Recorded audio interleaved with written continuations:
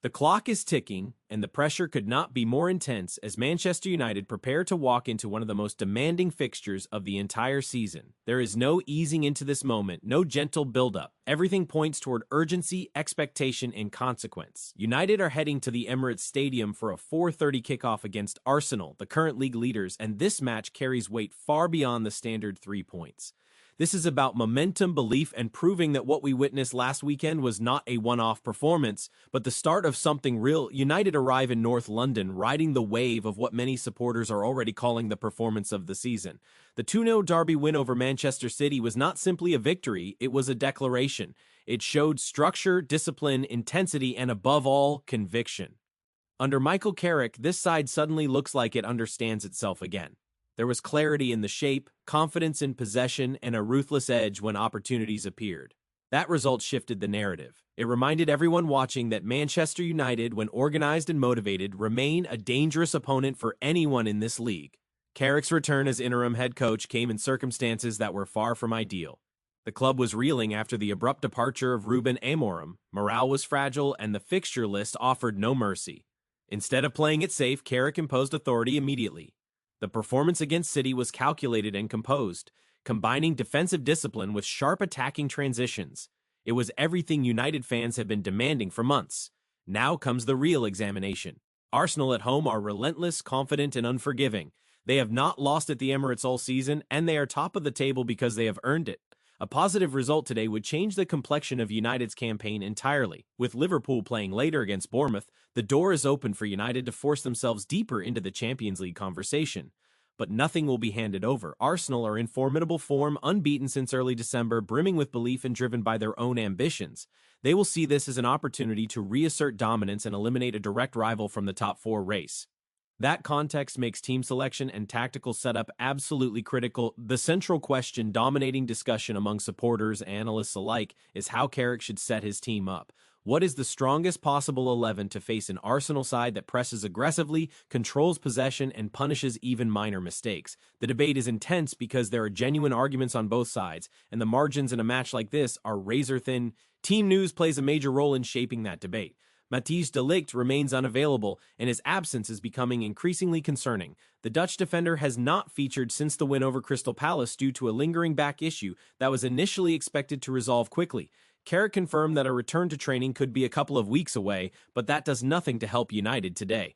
Against Arsenal's attacking movement and set-piece threat, missing a defender of de Ligt's caliber is a setback. Joshua Zirkzee is also sidelined with what has been described as a minor issue. While the expectation is that he will be back soon, he will not be involved here. On the positive side, Noussair Mazraoui has returned to the squad after being granted extended rest following the Africa Cup of Nations final. His availability adds depth and flexibility, which could be significant depending on how the game unfolds. Tyrone Marshall, one of the club's most trusted analysts, believes continuity is the correct approach. After a performance as complete as the one delivered against Manchester City, he argues that making changes would be unnecessary and potentially disruptive. The logic is simple. When a system works perfectly against elite opposition, it earns the right to be trusted again. Marshall strongly supports keeping Harry Maguire and Lisandro Martinez together at the heart of defense. Against City, the pairing was dominant. Maguire's aerial strength and positional awareness were crucial, and those qualities become even more important against an Arsenal side that thrives on dead ball situations. Corners and free kicks are a significant part of their attacking arsenal, and having a commanding presence in the box is non-negotiable. Martinez complements that physicality with aggression, anticipation, and fearless defending. Together, they offer balance and resilience. At fullback, Marshall sticks with Diogo Dalot and Luke Shaw. Dalot has been one of United's most consistent performers this season, combining tireless work rate with improved defensive discipline and a genuine threat going forward. Shaw, on the opposite flank, provides experience and composure. He is comfortable in possession and understands how to manage high-pressure environments. Facing Arsenal at the Emirates demands players who will not be overwhelmed by the atmosphere, and Shaw fits that profile perfectly. Midfield is where the structure of the team truly takes shape. Despite ongoing speculation about his future, Casemiro remains integral. crucial. Whatever happens in the summer is irrelevant to the task at hand. Right now, his reading of the game, ability to disrupt opposition rhythm, and capacity to shield the defense are unmatched within the squad. Arsenal's midfield runners are relentless, and without a disciplined anchor, United risk being overrun. Alongside him, Kobbie Mainoo is widely expected to return to the starting lineup. The young midfielder continues to impress with his composure and maturity. He demands the ball, makes intelligent decisions, and drives the team forward when opportunities arise. Against City, he showed flashes of his potential, and against Arsenal, his energy and ball-carrying ability could be vital during transitional phases.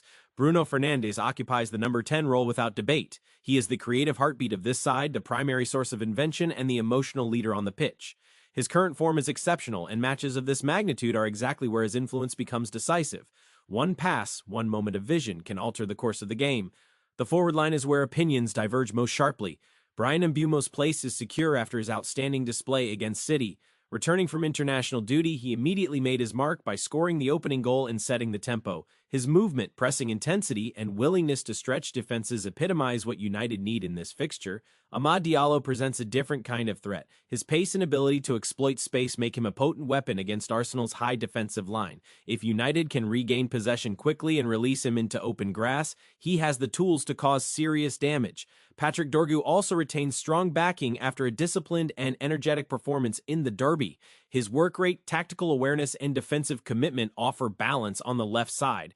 However, the debate intensifies when considering the alternatives. Matheus Cunha made a significant impact from the bench against City, delivering a sublime assist that showcased his quality and vision. Benjamin Sesko, meanwhile, has been in fine scoring form and brings a physical dimension that few defenders enjoy dealing with. His height, strength, and aerial presence introduce a different problem altogether. This is where Jack Flintham's perspective adds intrigue. While he agrees with much of Martial's defensive and midfield setup, he proposes a bold adjustment in attack. Flintham believes starting Sesko could disrupt Arsenal's defensive structure in ways they may not be prepared for. Against a partnership as organized as William Saliba and Gabriel, having a powerful focal point can change the dynamic entirely.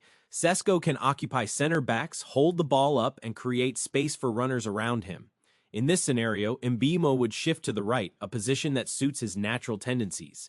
Cutting inside onto his stronger foot allows him to combine centrally and overload key areas. Dorgu would continue on the left, providing defensive support against Bukayo Saka while still offering an outlet going forward. Neutralizing Saka is a priority. His influence on Arsenal's attack is enormous, and doubling up on him with intelligent positioning could limit his impact. The downside to this approach is the exclusion of both Amad and Cunha from the starting 11. It is a difficult call, especially given their form. Yet Flintham views them as ideal game-changing options. Introducing pace and creativity late in the match could be decisive, particularly if Arsenal are committing bodies forward in search of a goal. Both tactical approaches have clear merit. Martial's lineup emphasizes continuity and trust in a system that has already delivered against elite opposition. Flintham's variation introduces an element of unpredictability that could unsettle Arsenal. Carrick's decision will reveal how he views the balance between stability and adaptation. Arsenal's defensive record underlines the scale of the challenge. They have conceded just 14 goals in 22 league matches, a testament to their organization and discipline. Breaking them down requires patience, precision, and belief. Yet United have reasons for optimism.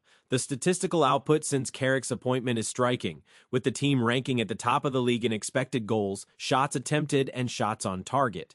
These are indicators of systematic improvement, not coincidence. Bruno Fernandes exemplifies that progress, leading the league in chances created and excelling from both open play and set pieces. He is orchestrating games at an elite level.